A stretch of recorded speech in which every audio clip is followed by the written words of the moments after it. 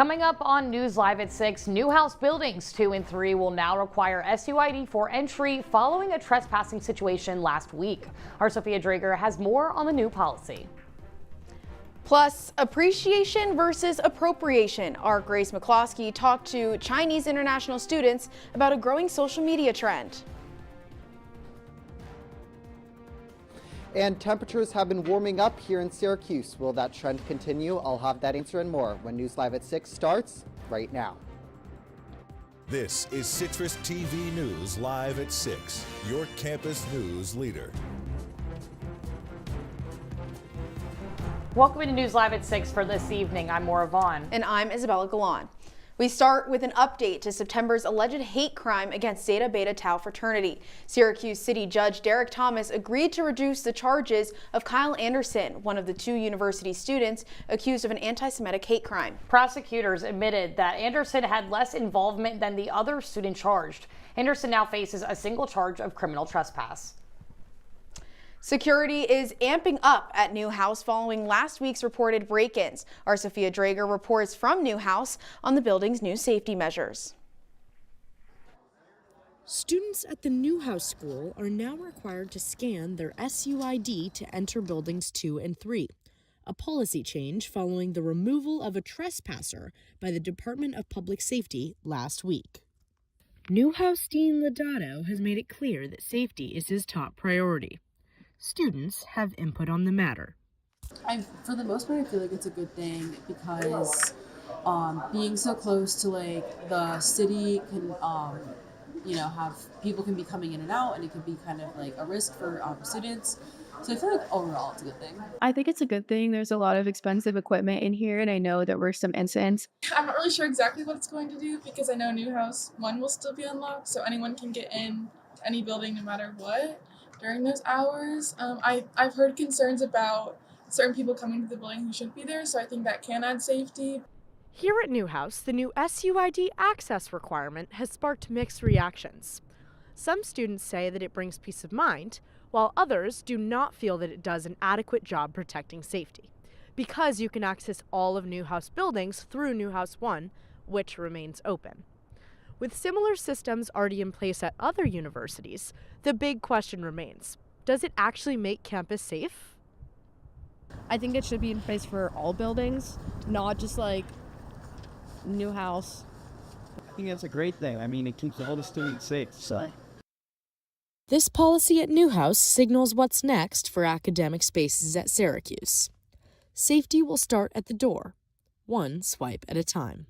For CitrusTV News, I'm Sophia Drager. Sophia, thank you. Syracuse University and the National Women's Soccer League have announced a new educational program. This partnership will allow current NWSL players, former players, current employees, and immediate family members to pursue online degrees and certificates through SU. Academic programs will stem from Falk College, Whitman, and the Newhouse School. More information on the program and how to apply can be found on SU's College of Professional Studies website. New changes are coming for residents living in Schuyler Commons. The city is planning to convert 60 of its studio apartments into hotel rooms, leaving only 20 apartments for rent. This is following the recent increase of student apartments being built in the university area.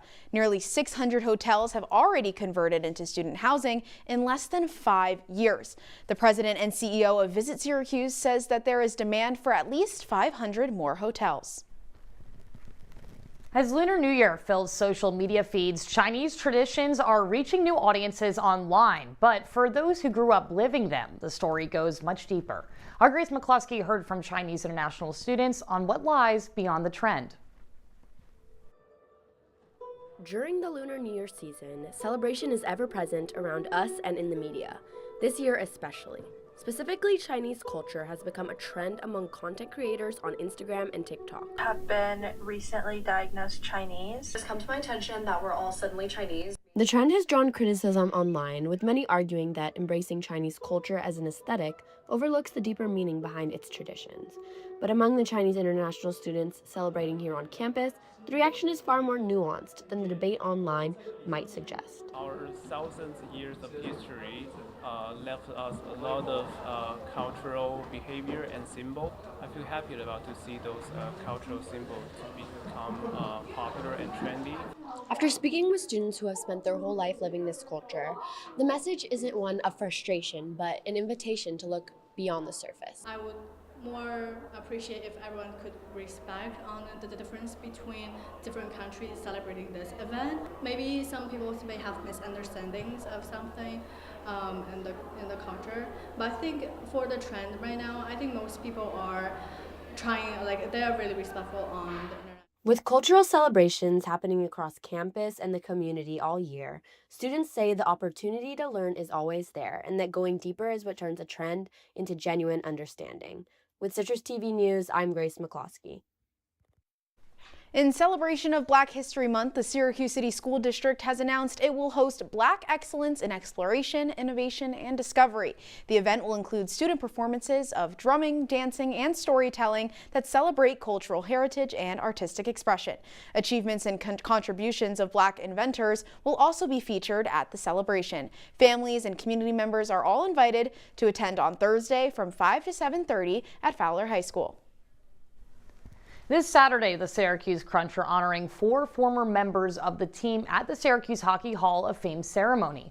The class of 2025 consists of former general manager George McPhee and 3 former captains, Mike Angelidis, Zenon Kunaka, and Gabriel Dumont. The induction ceremony will be held from 1 to 2 p.m. at the Upstate Medical University Arena. The inductees will also receive recognition that night at the Crunch's home game. Bella, speaking of ice hockey and ice right now, I feel like we had a little bit of snow when I woke up this morning. Yeah, I was wiping off my car with snow again, and I was just getting used to that warm weather we were seeing. No, we were just starting to see those patches of green come back on campus too, and now unfortunately they're all covered up again. Had to whip out the snow boots again. But I don't think it's going to be staying around for that much longer. I mean, hopefully we got Brody Miller outside. Brody, you got me excited last week at all that sunshine reports. What are we looking for this week?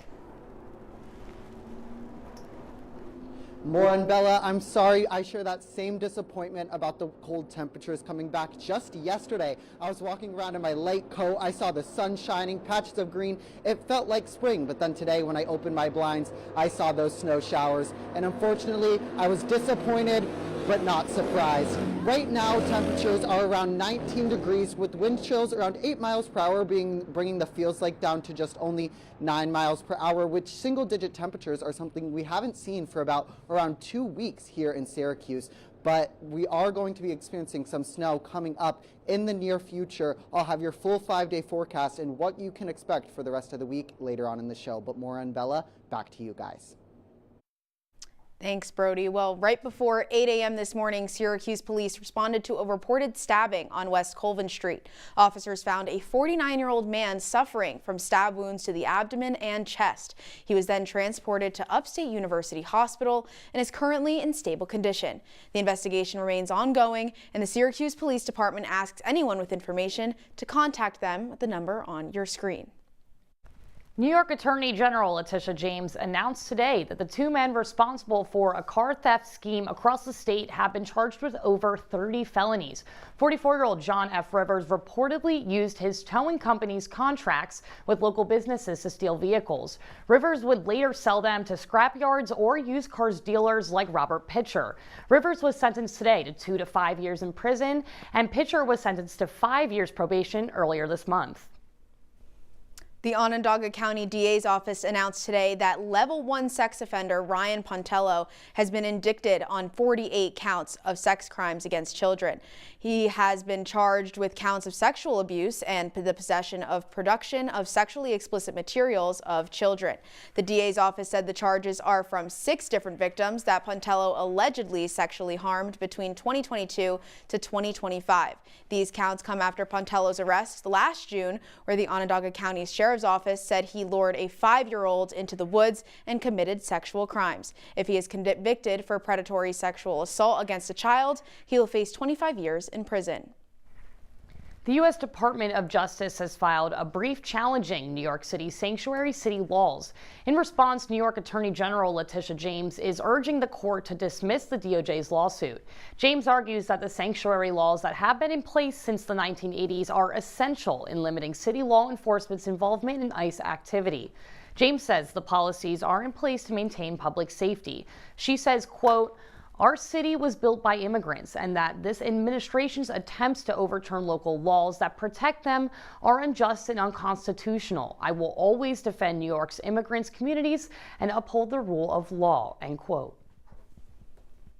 The Department of Justice announced today a lawsuit filed against New Jersey Democratic Governor Mikey Sherrill. The department says Sherrill unconstitutionally challenged an executive order that allows federal ICE agents to conduct civil immigration arrests on private state property without a judicial warrant. In June, the Trump administration filed a similar lawsuit against New York, where state law and executive orders stopped ICE officers from carrying out arrests in local and statewide courthouses. Earlier today, Governor Kathy Hochul called on the Trump administration to refund the estimated $13.5 billion in tariff payments for New Yorkers. This comes after the Supreme Court decision which overturned Trump's tariffs. According to the Yale Budget Lab, average New York households have experienced over $1,700 in added costs due to tariffs since they were enacted last year. Hochul also highlighted the negative impacts tariffs have had on small business owners and farmers across the state. Coming up on News Live at 6, Today Show host Savannah Guthrie announces a new reward as the search for her mother enters its 24th day. Plus, our Anjan Assam sat down with Congressman John Mannion to hear what he has to say about tonight's State of the Union address. Stay with us.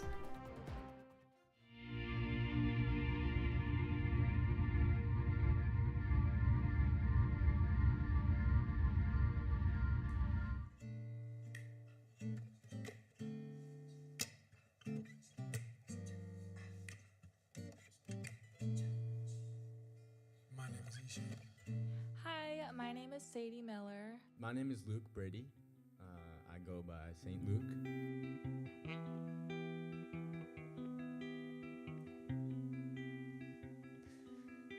So this one I started with this guitar lick.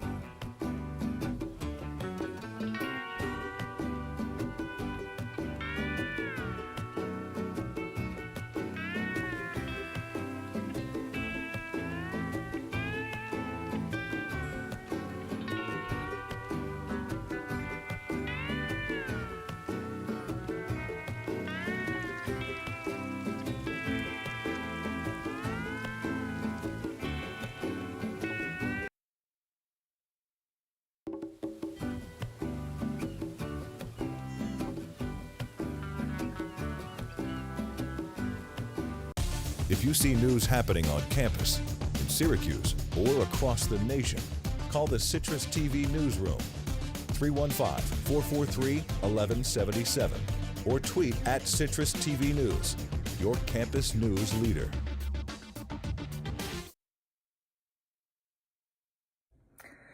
For that reason, we are offering a family reward of up to $1 million for any information that leads us to her recovery. That was Today's Show anchor Savannah Guthrie, who posted that heartbreaking video earlier today to ask for the nation's help.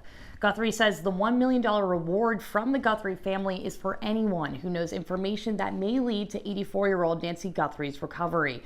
This sum would be in addition to the FBI's reward of $100,000 for any details on the disappearance. The morning show anchor also announced a $500,000 donation to the National Center for Missing and Exploited Children. She acknowledged in the video that her mom may be gone already, but says family still believes they can bring her home. President Donald Trump is set to deliver the State of the Union address tonight, where he's expected to highlight his administration's actions and outline his priorities moving forward. Our Anjana Dasam is here in studio to tell us more. Anjana? Thanks, Isabella and Moira. And at the address tonight, you can expect President Trump to focus on immigration enforcement. I spoke with Congressman John Mannion, who says he hopes to hold the president accountable for the promises he made to the country, especially in regards to his immigration agenda. Last year, the president said that he would go after the, quote, but worst of the worst. And after seeing the shootings of two U.S. citizens by ICE and immigrants without criminal records detained at Upstate Medical, Mannion says that the people of this country and Central New York deserve better. We are a welcoming community who have welcomed asylum seekers, migrants, refugees from around the world for a long time. It's part of what we do. It's built in our DNA. So particularly unpopular actions by the president here, and people are standing up, and I stand with them. Mannion is also bringing Mayor Sharon Owens to the address to represent the issues facing the city. He pointed to the loss of a $30 million grant after the House ruling that funding was supposed to go towards the I-81 project and other neighborhood investments in under-resourced areas. She and I will be joining. We've got a lot of shared interests, the reimagining of 81, making sure our schools can compete with anyone. While Mannion will be there, many Democratic lawmakers say they plan to boycott the address tonight and hold a counter rally called the, quote, People's State of the Union. And as scheduled, Democratic response will be delivered by Virginia Governor Abigail Spanberger, with California Senator Alex Padilla giving the Spanish language response.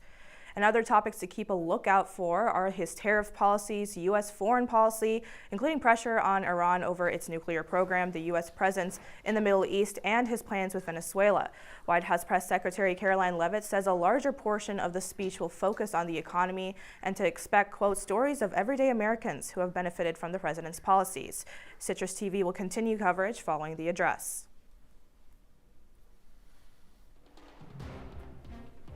Coming up on News Live at 6, I'll have your 5-day forecast. Stick with us.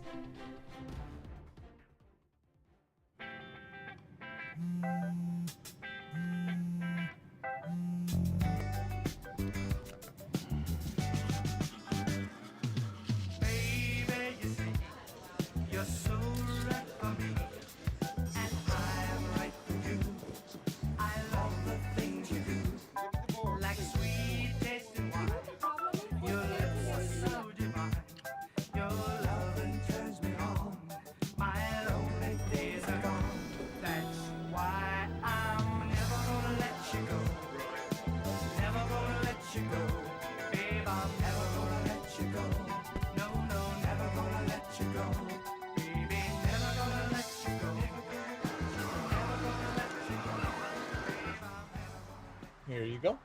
Thank you. Thank you.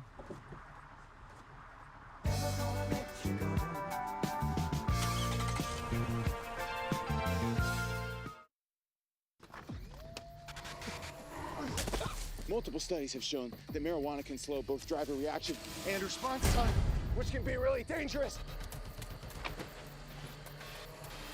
He's here. He's here. Wait. What? I can't drive. What? My. Oh.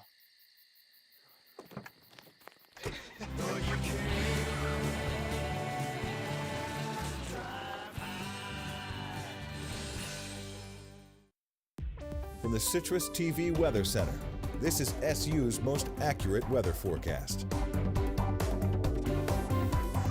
Welcome back into News Live at 6. Over the next 5 days, we are seeing some of the warmer temperatures that we've seen from the earlier weeks. Tomorrow in the afternoon, we're going to see a mix of rain or snow. So that snow is going to come down, but then we're going to see some rain also causing it to melt. So maybe the patches of green grass will come back because we're not going to see any snow again until Sunday right there. But on Thursday, it's going to be cloudy with the high of 29. But look at Friday and Saturday. It's going to be a great weekend. Always great to see sun on the forecast here in Syracuse. So on Friday, we got a high of 38. And then on Saturday, high of 46, nearly 50. I think that's the warmest it's been ever since we've gotten back here for second semester. But taking a look around the region now, we're seeing some pretty low temperatures in the low teens. We got 16 in Utica, 19 in Rochester, 18 in Oswego. But around these counties, they were not seeing a lot of the harsh blizzard conditions that we were seeing more downstate. In New York City, they were declaring states of emergencies. Schools were being closed, a lot of different things. I saw a lot of things on the news about the snow. And that led me to wonder what actually classifies a blizzard. Excuse me. I'm going to ask Moira and Bella this question, but we got some options. So first we got A, is it when 2+ feet of snow fall on the ground? Is it B, snow showers lasting for 48 or more hours? Is it C, wind gusts of 35 miles per hour? Or is it D, when feels like temperatures reaching the negatives? I don't think it is when they're keeping it into the negatives, because then we would have had a blizzard right. Like last week. I'm going to go with C. I think the wind gusts at 35 miles per hour. I think that's what really makes it a blizzard to me. I agree. Brody, I'm going to lock in that answer. Good job, guys. That is correct. A blizzard is defined as a severe snowstorm with sustained winds of frequent gusts of 35 miles per hour. I did not know this actually before making the weather slides, but you learn something new every day. Back to you guys. Oh, thanks, well, Brody. More you know, honestly. All right, well, taking a step out of the freezing temperatures, time to take a step into the ring in front of your TVs because Netflix is inviting audiences to the rematch of the century. The streaming giant has announced a match between longtime rivals Floyd Mayweather and Manny Pacquiao. The two will face off from the Las Vegas Sphere. This will be the first boxing match ever held in the venue, and the fight will stream live on Netflix Saturday, September 19th. Coming up on News Live at 6, Syracuse men's lacrosse suffered its first loss of the season over the weekend, while the women are battling for their first win right now. All that and more after this.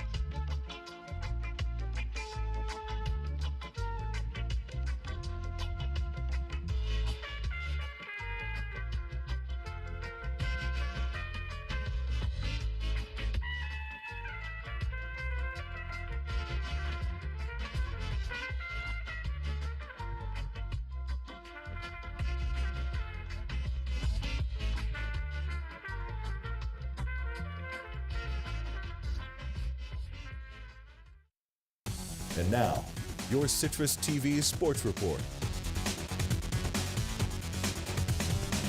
This was a tough weekend for Syracuse athletics. Men's and women's hoops both lost by double digits. Women's lacrosse went all the way out to Palo Alto and lost by 2. But most notably, the #1 team in college men's lacrosse went down for the second consecutive week. Welcome into sports. I'm Josh Richardson. Then top-ranked SU fell to then number 13 Harvard 13-12 on Saturday for its first loss of the season. That dropped the Orange down to 6th in the national rankings, while the Crimson rose up to 4th. Last year, when the Crimson beat the Orange, it was because of caused turnovers and extra possessions. And after this weekend, SU head coach Gary Gait thought it was more of the same. They made the plays when they needed to. I think a big difference, on ground balls, loose balls, after shots, second chances, things like that really made the difference. But it just came down to the very end and making a play, and they made it at the end, and unfortunately we didn't. Orange is their second ACC Ivy League challenge against 7th-ranked Princeton on Friday. On the women's side, number 15 Syracuse lacrosse is still ranked fairly high, even though it hasn't yet won a game. That's because the 3 contests for the Orange have been against the top 3 teams in the nation. That changes tonight, though, as Syracuse hosts number 13 Loyola for a chance to grab its first win of the year and Reggie Thorpe's first win as head coach of the program. The best part, that game is going on right now. Opening draw between the Orange and the Greyhounds was at 5, and at halftime, Syracuse held a 6-4 advantage. Now, the Orange have never fallen to 0-4 in program history, and in Reggie Thorpe's first year, definitely the type of history that he would like to avoid. So far, so good. 30 minutes in, 30 minutes to go. Syracuse with a 2-goal lead over Loyola, Maryland. Over on the hardwood, both New York teams are in action tonight. The Knicks head to Cleveland to battle the Cavs at 7:30. This is a big matchup, especially for playoff implications. New York with just a game lead over Cleveland, but those two teams separated really close, and really just the 3 and the 4 seeds in the Eastern Conference. Jalen Brunson, Donovan Mitchell, 2 All-Stars leading their select teams. But while the Knicks hit the road, the Nets are home to host the Mavericks. That is a potential playoff matchup. This is a cellar matchup. Brooklyn and Dallas, 2 of the worst teams in the NBA, but hey, you still got to play the game. Michael Porter Jr. averaging nearly 25 for the Nets. Chris Middleton, the star player for the Mavericks tonight. No Cooper Flagg, number 1 pick in last year's draft, probably the rookie of the year. He is out for another consecutive game. Thank you so much. And when we come back, we'll have you one last look at your wake-up weather. Stay with us.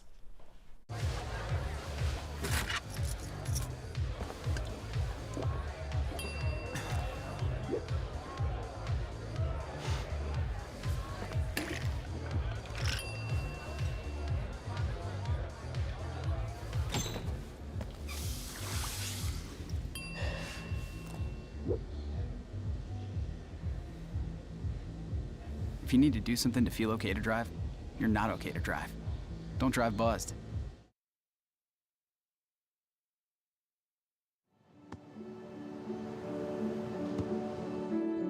I don't remember how it started. Go to that. Our back and forth. It always came back.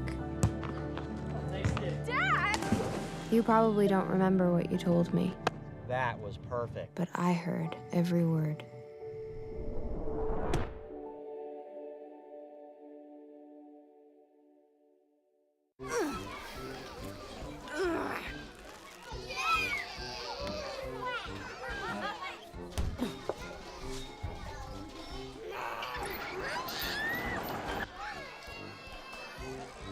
If you love them enough to crawl into a play place to get them to come down,